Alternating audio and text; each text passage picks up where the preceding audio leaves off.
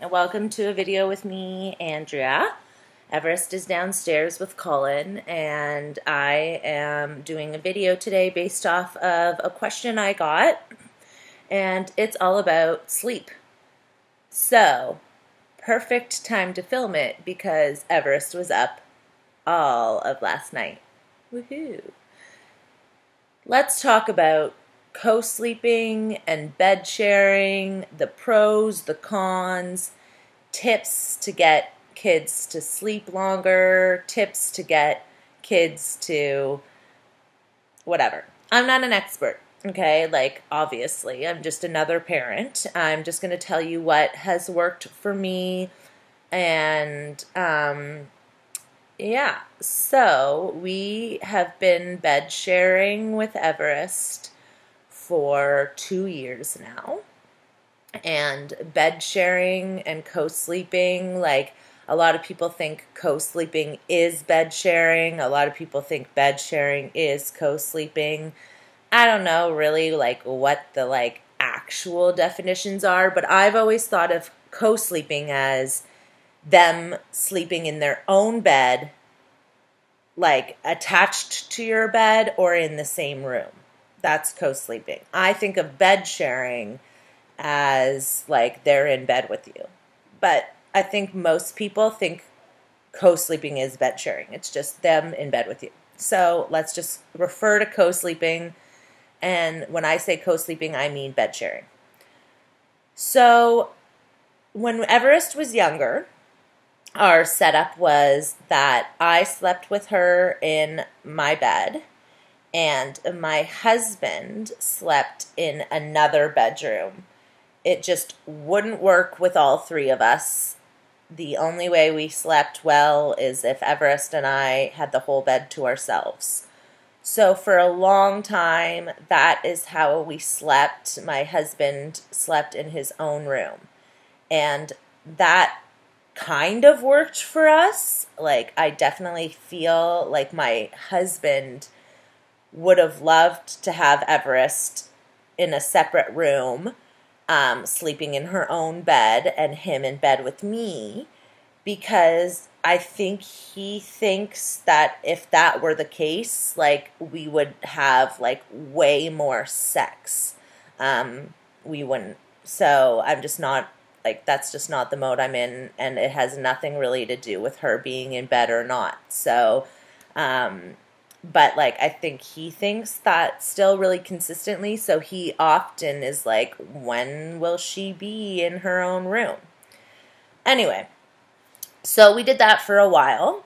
And then my husband was like, I'd like to sleep in our bed with you. And I was like, okay. So we took the mattress that from the bed that he, in the separate room he was sleeping in, and we put it on our floor. So now we have a setup where we have a big bed on box springs, and then we have a big bed on the floor next to our other bed. And so my husband and I, one of us will put her to bed. And then the other person, when they come to bed, they just go into whichever bed there's room in. And so how we put her to bed is we literally just like come in here with her and we talk to her, we read her books. It's crucial for, like, in my opinion, every single family should have blackout curtains, or like literally just like their entire windows taped up and boarded, so there's literally no light from outside coming in, and a sound machine or two sound machines like blaring.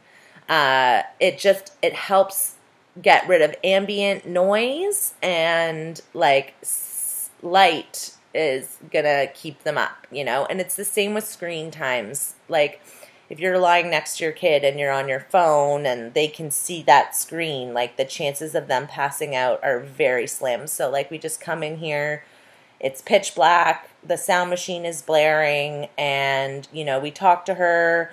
I don't give her any boob around bedtime. She falls asleep without the boob. But then, what? So I go to bed, usually pretty early, like 8:30, 9:30, like latest 10:15. And then, depending on the night, we get the night we get. Like, so a good night, she'll sleep through.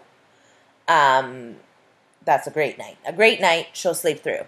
That is, like, the best. Generally, she wakes up twice at, like, 1-ish, and then again at, like, 5:30, and then she's up for good at, like, 6:15, 6:45. On a bad night, like last night, she was up, like, 8 times. And I honestly, like, it's really hard. It's hard to be woken up that many times. You can compare yourself to all the people and all the problems they have. I don't care right now. I'm just going to say it is really hard to have such disrupted sleep. It, like, really tough to go on and do a day after that. And those nights aren't that frequent. But what happens is, like, I feel like she goes through these, like, developmental and growth leaps. And during those leaps, the sleep is just, like, shit. And then she gets through it, and then the sleep goes back to being pretty good. But then, and, like, also it coincides with, like, food. So, like, the last few days, she's just been, like, nonstop, like, shoving food in her face. And then we go to bed, and she's up all night for boob. And I really just think that she's growing, and her body is just so hungry to just, like, grow that she's literally, like, she eats more than me some days. It's a lot of food. And then, but then she'll, like, that will end, and she'll go through, like, this low appetite phase where, like, she barely eats at all. And that's stressful too, but she sleeps better during those phases. I don't know. So, I don't know, like, if that would work for everyone or not. It works for me. It doesn't necessarily fully work for my husband. I think he would much prefer Everest in her own room, in her own crib.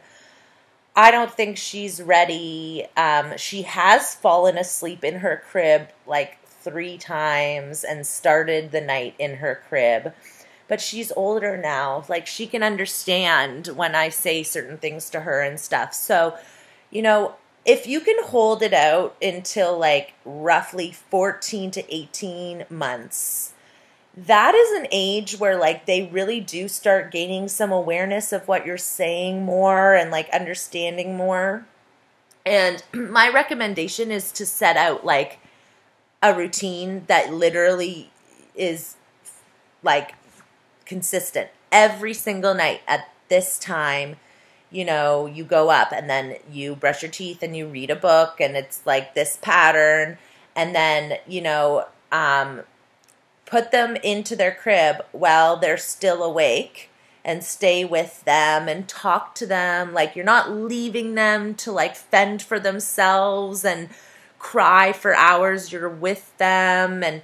But it's pretty, like, I've definitely noticed that, like, when she falls asleep on her own, she, like, will have a longer stretch after that.